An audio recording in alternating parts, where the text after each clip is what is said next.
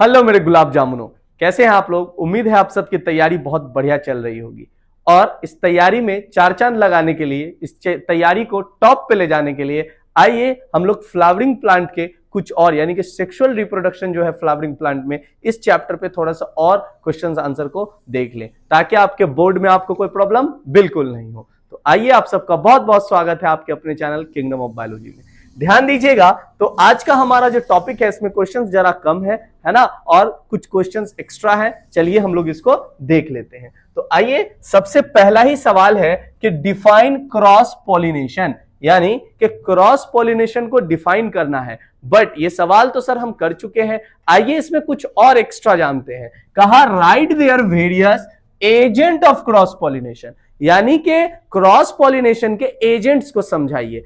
बात ऐसा है कि बड़ा ही सिंपल तरीके से हम समझे थे कि पॉलन ग्रेन एंथर से स्टिग्मा पे जाएगा, इसे कहते हैं पॉलिनेशन, है ना। और क्रॉस पॉलिनेशन सेम फ्लावर में नहीं होगा, दूसरे फ्लावर में होगा जो जेनेटिकली डिफरेंट हो, बट प्रजाति सेम ही हो बेटा, है ना। जिसे मैं आपको समझाया था कि टमाटर का पॉलन ग्रेन कभी भिंडी के फूल पे नहीं जाएगा, लॉजिकल है ना। कहां जाकर के रिप्रोड्यूस करने का प्रयास करेगा, टमाटर के ही फूल पे ना। चलिए, तो यहां ध्यान से सुनिएगा, कहा क्या कि cross pollination is the transfer of pollen grain, यानी पॉलन ग्रेन का क्या है, transfer from the anther, anther से, ऑफ वन प्लांट, किसी एक प्लांट के फ्लावर के एंथर से, कहां, स्टिग्मा पे, किसी दूसरे प्लांट के फ्लावर पे, जो कि जेनेटिकली कैसा है बेटा, डिफरेंट, जेनेटिकली अलग अलग है, बट स्पीसीज प्रजाति सेम है। इसी को हम कहते हैं क्रॉस पॉलिनेशन, या बेटा इसी को आप कहोगे क्या, जेनोगैमी। क्या बोलोगे, जेनोगैमी। कतई सिंपल। आओ बेटा, अगला सवाल, आगे क्या बोला कि वेरियस एजेंट इसके देखते हैं। बोला various agent of cross pollination क्या क्या है।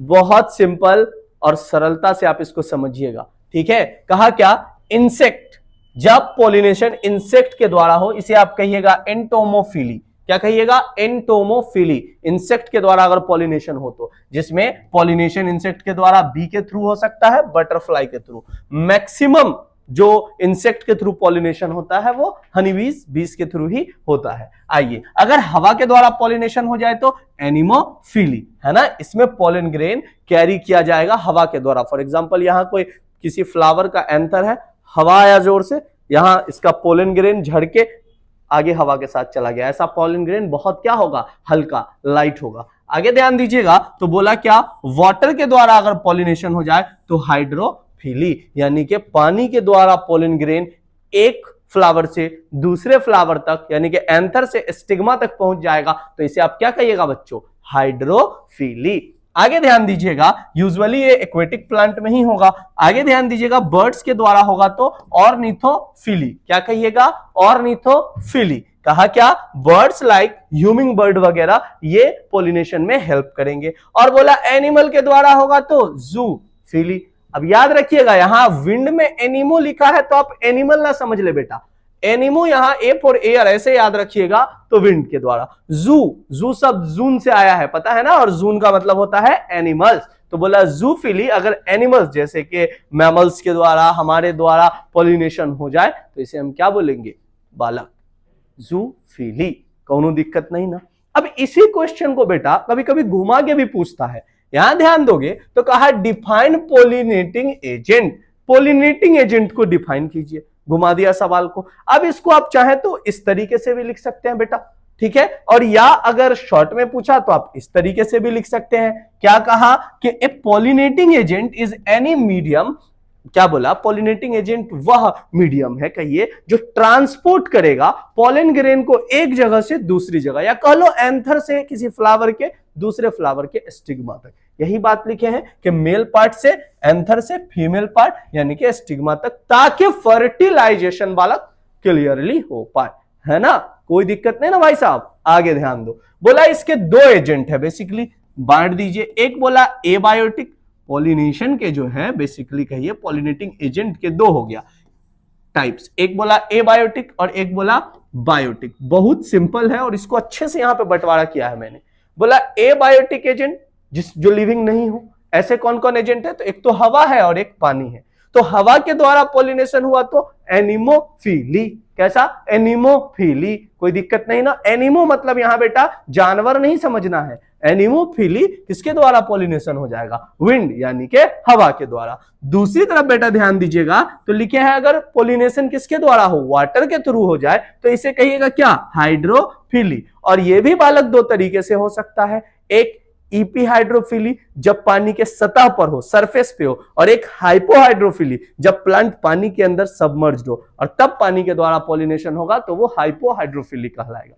ये सवाल भी एक दफा पूछ रखा है। यहां ध्यान दीजिएगा बायोटिक एजेंट में कहा कौन कौन लिविंग वाले में, तो बोला एनिमल के द्वारा होगा कहेंगे जूफिली, बर्ड्स के द्वारा होगा कहेंगे ऑर्निथोफिली, इंसेक्ट के द्वारा हो जाएगा एंटोमोफिली, बैट यानी कि चमगादड़ के द्वारा होगा बेटा तो इसे कहिएगा चीरोपेट्रोफिली, अगर यही एंट चींटियों के द्वारा हुआ तो मर्मेकोफिली, और स्नेल के द्वारा हुआ तो मलेकोफिली, और सांप के द्वारा हुआ तो ओफियोफिली।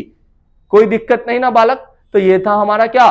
Pollinating agent. आइए बेटा आगे ध्यान देंगे तो अगला जो अपना क्वेश्चन है ये पूछ रहा है what do you mean by seed? Seed से आप क्या समझ रहे हैं? ठीक। और बोला describe the process of formation of seed, और बताइए क्या है सीड, कैसे फॉर्मेशन होता। तो सिंपल सी बात है, जो अपना एम्ब्रायो शैक आपको याद होगा, ठीक है, एम्ब्रायो शैक में मेल गैमेट्स गया, फर्टिलाइजेशन हुआ, जाइगोट बना और PEN pen primary endosperm nucleus बना, है ना। अब ये जो जाइगोट का डेवलपमेंट होगा, जो ओव्यूल कहिए, ओव्यूल ही डेवलप करके क्या बन जाएगा? सीड। यहां ध्यान दीजिएगा बच्चों, तो बोला सीड का डेफिनेशन बोला a seed is the mature ovule. Mature ovule है प्लांट का दैट कंटेन एन एम्ब्रायो, जिसके अंदर क्या होगा? एम्ब्रायो होगा, फूड रिजर्व होगा ताकि एम्ब्रायो को न्यूट्रिशन मिल पाए, और ये प्रोटेक्टेड ढका हुआ होगा सीड कोट से। एक्चुअली ओव्यूल के स्ट्रक्चर में जो आप इंटीग्यूमेंट पढ़े हैं, यही आगे चल के फर्टिलाइजेशन के बाद बालक क्या बन जाएगा? Seed coat. क्या बन जाएगा बेटा? Seed coat. चलिए बेटा आगे ध्यान दीजिएगा तो कहा सीड का फॉर्मेशन कैसे होगा? सिंपल है, बोला क्या? पॉलिनेशन पहले होगा, मतलब पोलन ग्रेन का ट्रांसफर कहां से कहां? एंथर से स्टिग्मा। सिंपल ही तो है। बोला क्या? पोलन ग्रेन आएगा स्टिग्मा पे फ्लावर के, फिर होगा फर्टिलाइजेशन जो हम लोगों ने पिछले लेक्चर में ऑलरेडी कवर किया था। कैसे होगा? तो मेल गैमेट आएगा कहां? फीमेल गैमेट यानी एम्ब्रायो शैक के अंदर, वहां फर्टिलाइजेशन हो जाएगा। तो सिंपल है, बोला pollen travel down to the ovule inside the ovary, और फर्टिलाइजेशन हो जाएगा एक सेल का।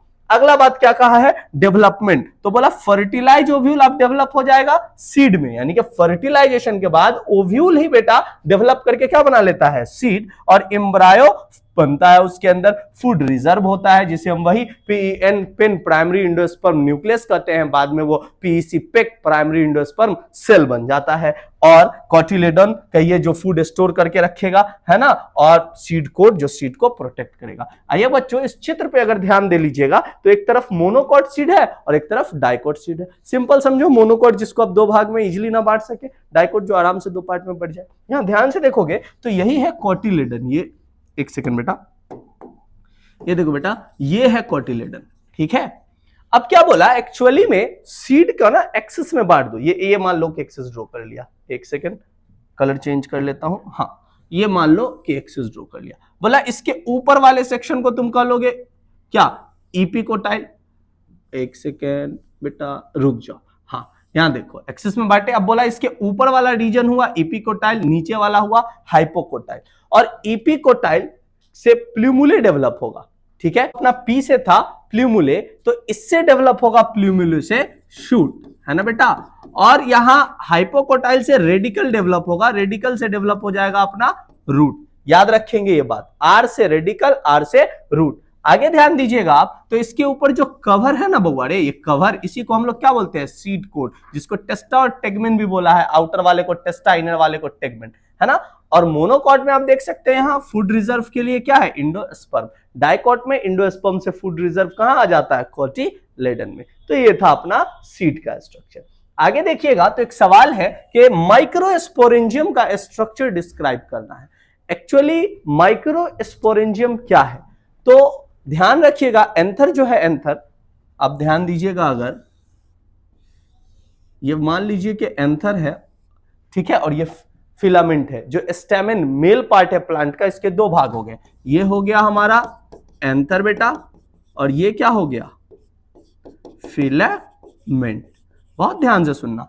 तो बोला ये एंथर जनरली बाइलोब्ड होगा, इसी के अंदर माइक्रोस्पोरेंजियम प्रेजेंट होंगे। तो बोला स्ट्रक्चर जो है माइक्रोस्पोरेंजियम का वो डिस्क्राइब कर सकते हैं हम इस पॉइंट से। देखिएगा शेप बोला सिलेंड्रिकल स्ट्रक्चर, लोकेटेड होगा एंथर के लोब में, ठीक है। साथ ही साथ लोब जो है माइक्रोस्पोरेंजियम टिपिकली कैसा होगा बेटा, बाइलोब यानी कि 2 लोब वाला, इसीलिए जो पॉलन शैक है इसी के अंदर बेटा प्रेजेंट होता है, ठीक है। आगे सुनिएगा, बोला इसका लेयर कितना है, तो 4 अलग अलग लेयर है इसमें। इसके अंदर जो माइक्रोस्पोरेंजियम है इसमें टोटल 4 लेयर है। सबसे बाहर वाला लेयर है इसे हम कहते हैं एपिडर्मिस। क्या बोलते हैं, एपिडर्मिस, जो कि सिंगल सेल से बना हुआ लेयर है, प्रोटेक्शन प्रोवाइड करेगा। दूसरा लेयर का नाम है इंडोथेसियम। आप देख सकते हैं इंडोथेसियम, ये सपोर्ट प्रोवाइड करेगा, ठीक है। साथ ही साथ ये भी सिंगल सेल से थिक होगा, ठीक है।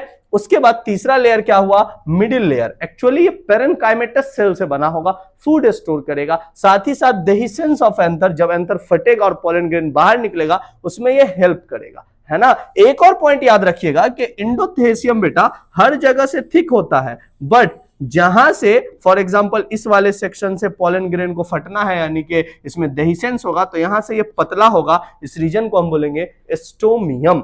आगे सुनिएगा, कहा टिप्टम, बोला इनर मोस्ट लेयर, सबसे अंदर वाला लेयर है। इसका काम क्या है, न्यूट्रिशन लेगा, किससे, तो मिडिल लेयर से ले लिया, अब प्रोवाइड कर देगा किसको, पोलन ग्रेन्स को, यानी कि पोलन ग्रेन्स के फॉर्मेशन में कहेगा लो लो न्यूट्रिशन लो, तो इसका काम है इधर से लेना और इसको दे देना। समझ में आया ना। और लिखे भी है इनर मोस्ट है, न्यूरिश करता है, डेवलपिंग पोलन को न्यूट्रिशन प्रोवाइड करता है। और पोलन प्रोडक्शन इनसाइड होता है किसके, पोलन मदर सेल यानी कि पीएमसी के, ठीक है, या जिसको हम एमएमसी माइक्रोस्पोर मदर सेल भी कहते हैं। और ये जो प्रक्रिया है पोलन ग्रेन के फॉर्मेशन की, इसको हम लोग माइक्रोस्पोरोजेनेसिस भी कहते हैं।